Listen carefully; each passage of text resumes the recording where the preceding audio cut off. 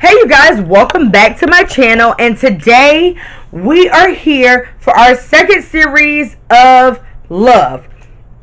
So in the first series we talked about self-love, and I will put that in the comments or whatever these things are.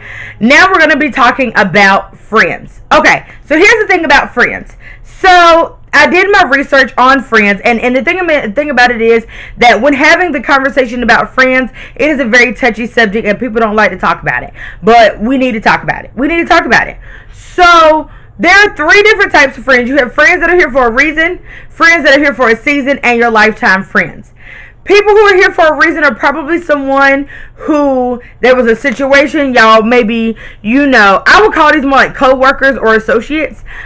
People that you don't really kind of tell your whole life to, but they just y'all kind of hang together, y'all click it because y'all was on this project, and probably once this is done or somebody moves to a different department, like that's the end of that.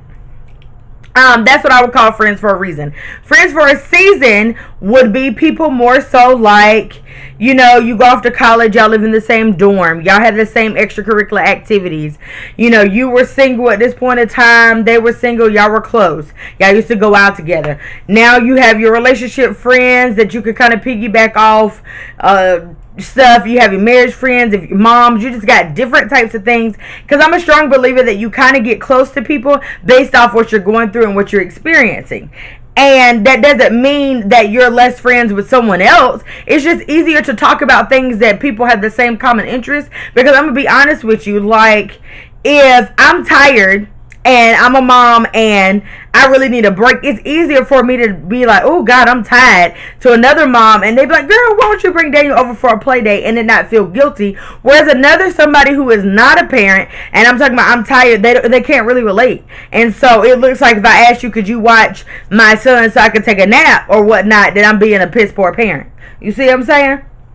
Or if we're in a relationship and you're not in a relationship, or I'm married or whatever, and my spouse or whoever is working my last nerve. Now, not saying giving details, but I'm just like, ooh, child, I'm over it. Another married person or person in a relationship would even know what you're saying or how you feel without you even going into the details. Somebody who's single, like, I guess, no, I don't need to hear that. I need to be able to just be like, woo, child, if there's something in the air.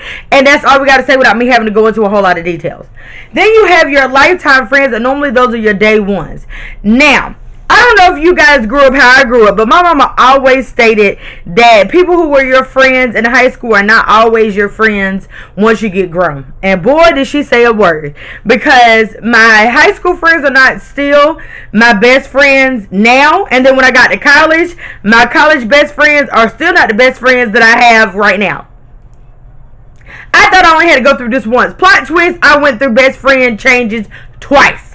When I tell you these friend things are really, you be thinking you adult and you ain't got to go through this foolishness, but you do. And honestly, I feel like whenever you go through a best friend change or like a breakup type thing as an adult, I feel like to me it's more annoying because I wasn't expecting it. I thought we was grown enough that if we was going to be friends, we was going to be friends and we shouldn't be having this problem.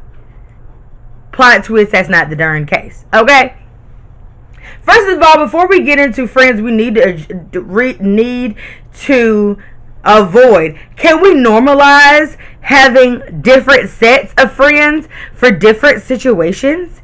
You go tell your whole world to, and most of the time they the ones that when you was busting it up for a real one, they were probably with you busting it up for a real one, but at some point they the ones that you go, alright sis, we're gonna have to bring that back in. And there's no judgment. Whereas you may have your village who side-eyed you. And I'm not going to tell you that I was busting it up before a real one, because I don't feel like hearing the lecture. If I wanted to be, doing what I was doing, clearly I don't need you to lecture me because I'm aware of what I was doing and I'm aware that it was ratchet and I don't really care. That's what I wanted to do at that time. And that's why sometimes you have those best friends, because it's easy for you to tell her about your ratchet lifestyle and she really not going to be that judgmental about it. And just, girl, do you. Thank you. Thank you. Thank you. Just saying. That was my past life. Anyway, let's get into the nitty gritty. These toxic friends, though, The reason why it's so important to know about them, because they're not the ones, these toxic friends are not the ones that were here for a reason. They're not the ones who were here for a season. They're normally the ones who are disguised as your lifetime friends. These the ones that it's not black or white, it's not clear as newspaper. These be the ones that been in your life for God knows when, and they've been sucking you dry, and you ain't even know. You probably are friends with some of them now and you don't know. And now that you're looking at this video, you be like, dag on it, that is them, ain't it? I'm here to school you. Because I ain't know. But I know now. Toxic friend number 1. The competitive one. Now here's the thing. For me and my friends, when you winning, we all winning. When I'm winning, we all winning. Because here's the thing. I don't care nothing about you getting this house before me. I don't care nothing about you getting married before me or having children before me. Because here's the thing. If you buying a house and you get married before me and your credit is A1, I'm in the circle for a reason, because I want you to teach me how. Teach me, sis, so we can all be together, so we can all be queens. Because to me, all my friends are bosses. I don't associate myself with anything less than that. So to me, it's beyond me to be trying to compete with me. Now, I know, people do friendly, competitive, but I ain't even really in for that, all that. Because what ends up happening if somebody is competitive of you, they're trying to be better than you. And what is the point? I feel like what is really like, and it definitely happens. I can only speak for my culture and black women. We're always trying to be better than the next one. We're trying to get more clout, more all of that. Like, they're just doing the most. And I don't understand why we can't just live our life. And when things are your time, is going to happen. Because listen, me rushing on down the aisle to beat so-and-so ain't gonna do nothing but bite me in the butt if he want the right one. Now I'm divorced and now you over here happily married because I didn't rush to do it. I didn't rush to go get a home mortgage and now I got to put that thing up for foreclosure because I was trying to beat you. Not interested. Now the thing of the matter is you never really know, because most of the time these people aren't going to outright say they're in competition. And like I said, you don't never really notice. But tall tales of situations is when something is happening to you, to the person, and they kind of like everybody around you know about it but you, and they're like, well, don't tell Anna because I think she'll feel away. So to me, it'll end up making you feel like, dang, am I a bad friend? Like, did she think she couldn't tell me about her wins because I would feel some type of way? So you end up feeling like you the bad person, but in reality you weren't supposed to know because they didn't want to know that they was actually trying to do this ahead of you. Now, the thing about the competitive thing, it can come off really petty and you can't really detect it well. But just really keep your eye on out of people who's always trying to be in competition. It's always a thing. And it's not just like, yay, I'm happy for everybody. And a lot of the people is that when you are winning, they're really dry in their congratulatory to you. It's like, oh, yay. Like, it's real saucy. Like, they ain't really trying to rejoice when you rejoice. But when they winning, you all, oh, we did it. Peep it. Or they're always trying to rain on your parade when you are celebrating something good. Peep it. Next toxic thing is people that tend to make you always feel like you have to severely, what's the word? Like, kind of like you gotta coddle them real bad. You gotta babyfy them real bad. And like anything, like if you choose you over them, then you the bad person. Per se, here we go. Any friend that makes you have to decide between you, your peace, your livelihood is not a real friend. For me, I'm never going to put any of my friends in a situation that will cause them to not be financially stable unless I ain't know. Sorry, I thought you was good. Or to really run them into the dirt, like to make them feel like they always have to sacrifice their time. They're like, you can't be at home with your family and your boo without me feeling a way that you didn't want to see me. We is whole grown and we don't have time for that. Like, for me, as any of my married friends, we could be on the phone and your husband is in the whole driveway. I will get off the whole phone. Because your spouse's time. Your children are, believe it or not, just because they're 6 or 7, they are entitled to your attention as well. And it's not fair for, if you have something planned with them, that you have to give it up because you're afraid that so and so gonna be mad if you don't chill with them. Anyone that makes you feel bad that you can't attend an event, you let them know well in advance that, hey, I can't make this because this, and they are making you feel like you're the worst friend ever.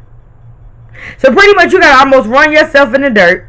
You got to go broke, and you got to not pay your children or your spouse any attention to make them happy.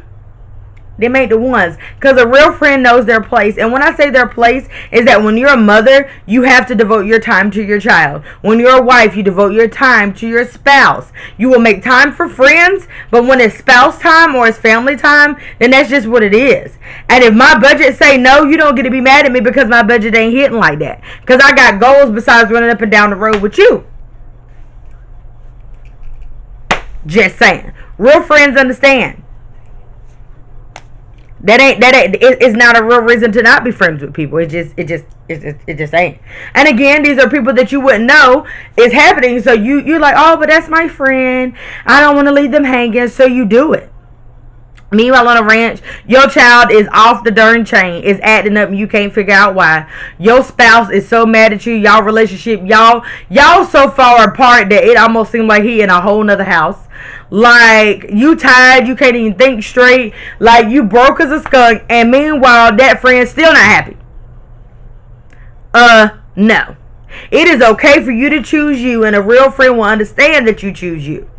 Because a lot of times, some people don't understand that as in this situation. And the plot twist is, when the tables are turned and you need them for something, oh no, I'm going to chill with my boo. I'm with my boo, so I can't. Oh, well, I can't because our budget does it. Oh, we're doing something. And you realize, well, wait a minute.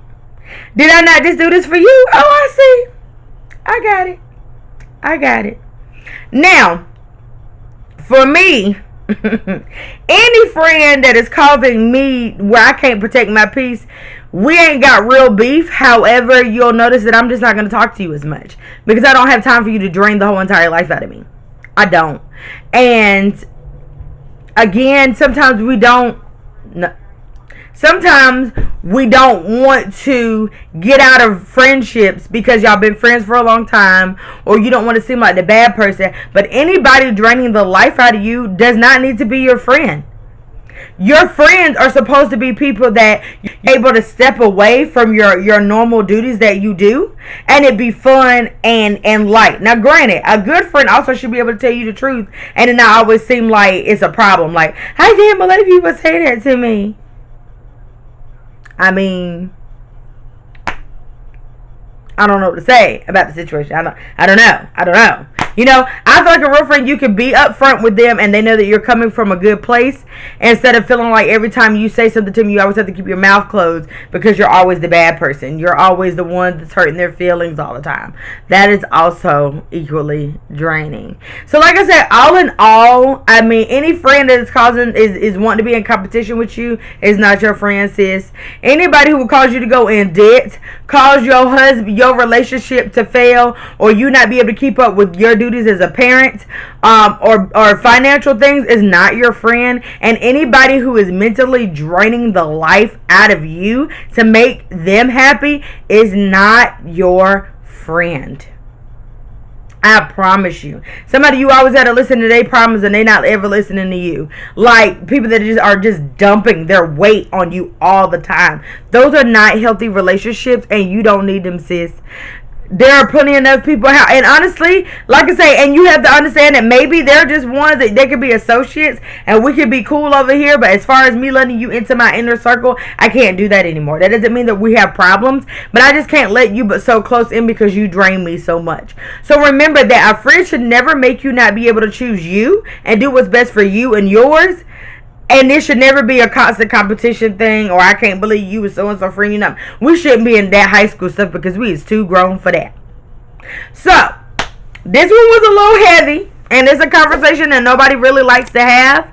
But in this day and time, life is too short and there's a lot going on. And we do not have to be friends with people who are not helping us out mentally and emotionally. So if somebody is causing you a lot of stress, that your soul gets bothered. And that's another thing. If your soul gets so disturbed when you talk to this person, you might need to have them as a distance. And like I said, that don't mean you got to be like, well, like I watch this YouTube video and you do this, and this, and we can't be friends, and so we not got beef. You don't have to have beef. You just need to know that we can be associates or friends from afar. That I can't talk to you every day. I can't sit up at your house every day because it's a lot. That when I leave your house or I get off the phone with you, I am drained. You got to make those decisions, and if they understand, they understand. And honestly, a real friend will understand that you're busy, and that no, I may not talk to you every day, every week, every 3 weeks, but when I do talk to you, we pick up where we left off, because we whole grown women, and we ain't got time to sit on the phone all day and all night, because we got things to do. So I hope that this was helpful.